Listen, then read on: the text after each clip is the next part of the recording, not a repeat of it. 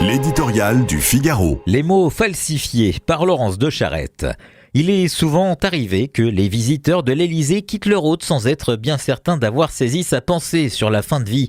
Les déclarations d'Emmanuel Macron en faveur de l'euthanasie et du suicide assisté lèvent aujourd'hui le voile sur ses intentions, mais elles révèlent aussi combien ce débat, qui nécessiterait pourtant que l'on s'approche au plus possible de la vérité, les mots ont été tronqués.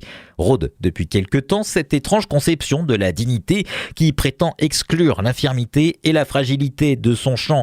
Ne seraient alors dignes que les malades qui n'en seraient pas et les morts qui adviendraient en bonne santé, quand on pensait au contraire que les sociétés civilisées ne mesuraient pas la valeur d'une personne à son apparente utilité.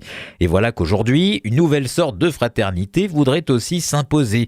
Emmanuel Macron a annoncé une loi de fraternité qui permettra de choisir le moindre mal, une fraternité qui n'aurait plus rien à voir avec la condition des hommes devant leur destinée et la profondeur de leur solidarité.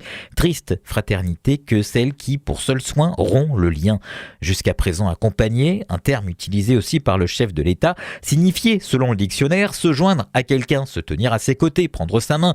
Dorénavant, aider devrait se comprendre comme aider à mourir, au sens littéral, c'est-à-dire aider la mort, non plus le mourant. Derrière ces usurpations sémantiques se profile non pas un simple changement législatif, mais un véritable basculement culturel, sociétal, anthropologique, lui-même tourmenté par son propre dessein. Comment comprendre autrement les préventions du président qui promeut le suicide assisté et l'exception d'euthanasie en refusant de les nommer? On comprend que beaucoup s'alarment d'un projet qui nécessite de tordre le dictionnaire pour se présenter et mobilise contre lui tout le monde du soin.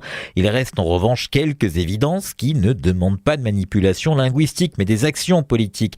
Personne, évidemment, ne souhaite souffrir à l'heure du grand passage. Or, l'urgence est là, la moitié des patients n'ont pas accès aux soins dont ils auraient besoin en fin de vie.